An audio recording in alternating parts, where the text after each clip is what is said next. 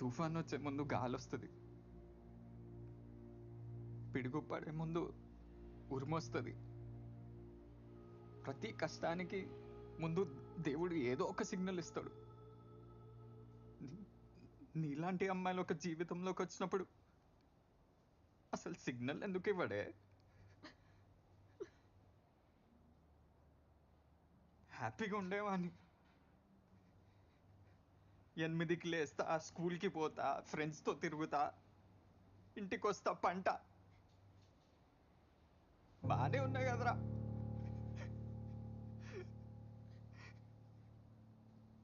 నువ్వు వచ్చావు, అన్నీ పోయాయి.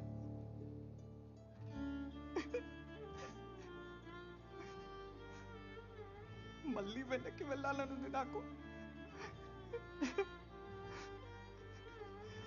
అందరూ కావాలనిపిస్తుంది.